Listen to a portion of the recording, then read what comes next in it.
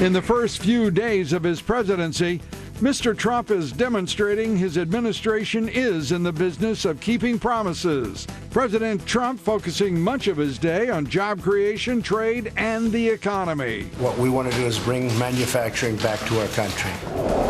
The establishment and elites are panicking. Senator Chuck Schumer is losing on policy and votes, and he's making a desperate pitch to oppose everything President Trump proposes. This is a different cabinet than we've ever seen. We call it a swamp cabinet, billionaires and bankers. And so many of them have potential conflicts of interest. And tonight, we examine whether U.S. multinationals are using their media assets to extort the Trump administration. Is all of the left-wing bias really a corporate order?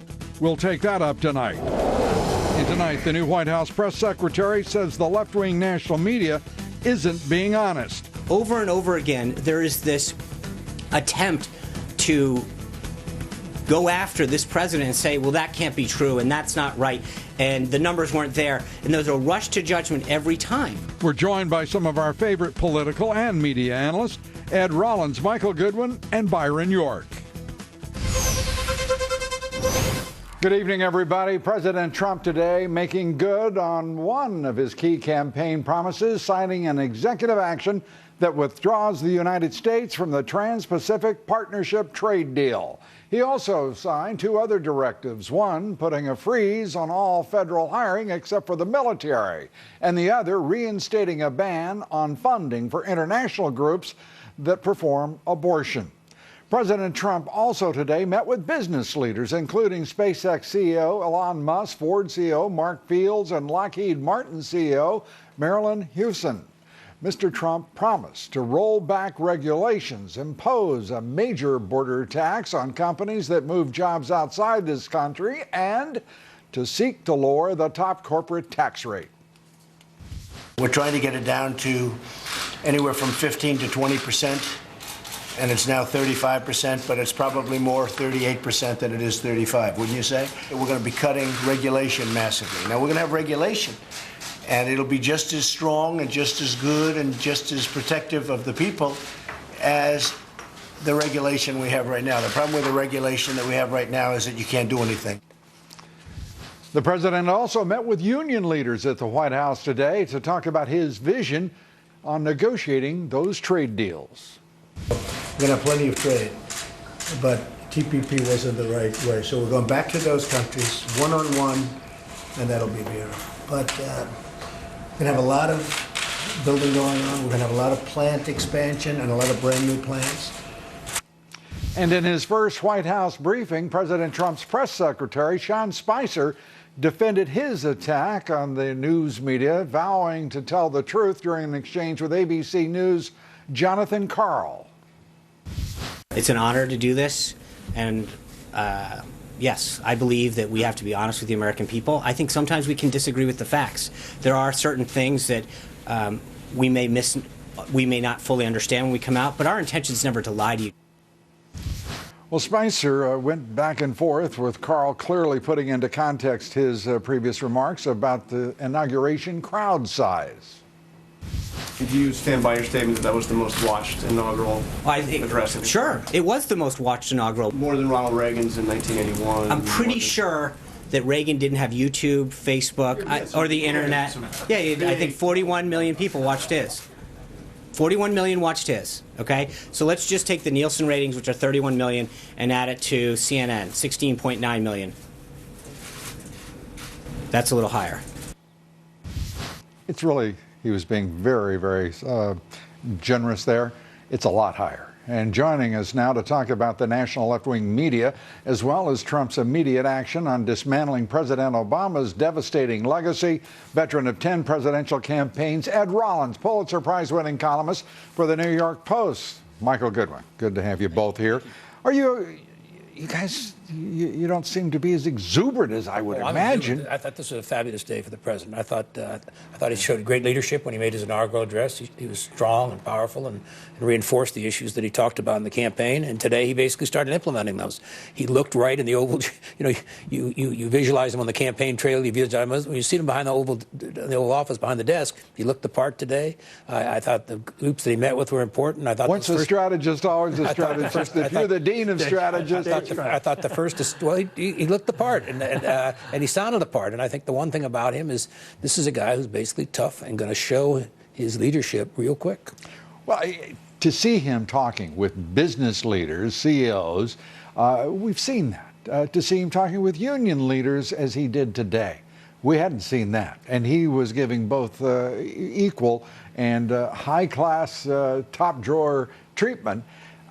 This is a very good sign. If only symbolic, it's an important sign, is it not, Michael? Oh, absolutely. Look, he is keeping his campaign promises. He's starting right out of the gate doing the things he talked about.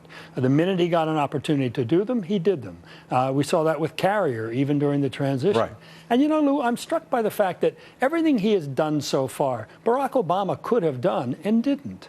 To jawbone these companies, to try to keep them in America. Oh, wait a minute. Some in the national liberal media, many, in fact, are, tusking his jawboning.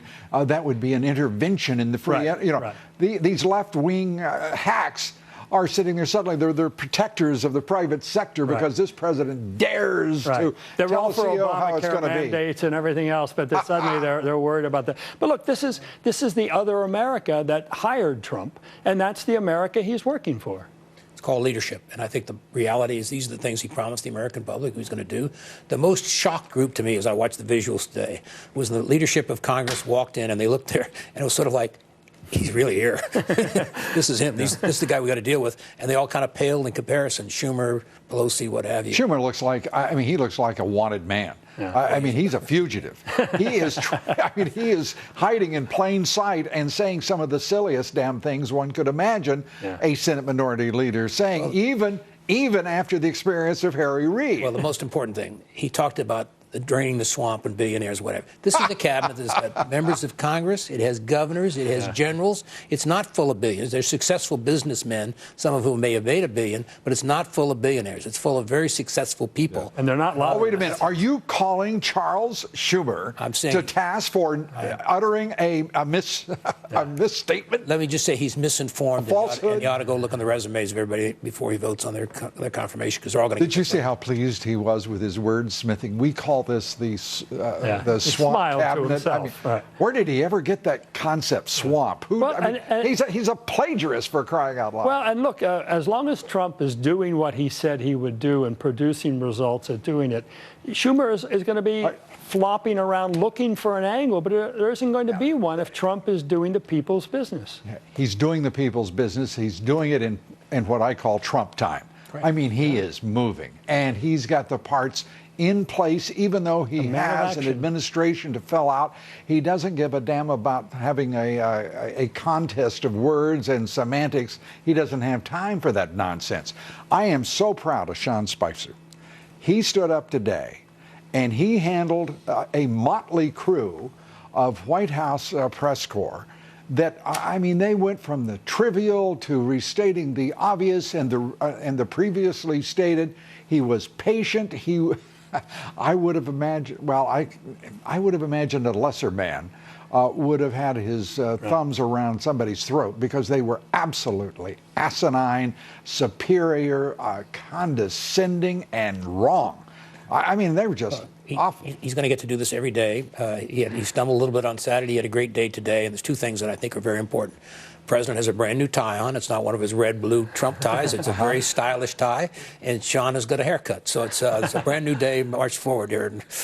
Well, I would like to just blow up the horn for the New York Post, too. The first question that Sean Spicer asked today in the first formal briefing was Daniel Halpern. The New York Post bureau chief in Washington. And this is a big break because it's always got to be the Associated Press. So I think this was another break with If you were Donald Trump, would you ever call one of his press secretaries would you ever call in the Associated Press again, honestly, as a newsman? Right. Yeah. Well, look, would you? I mean, would you, for any reason in the world, call? Well, but I think the big point here is that we don't have to follow your rules anymore. We're making our own rules. This is our building. We can.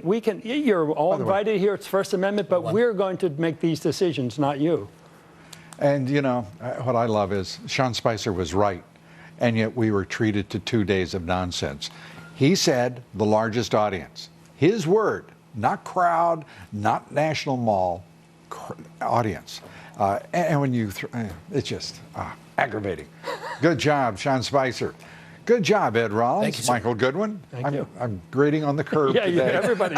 everybody gets an A today. Because I might have to get graded myself. We're coming right back with much more. I tell you, quite a day. You don't want to miss any of it. We'll be right back. Stay with us.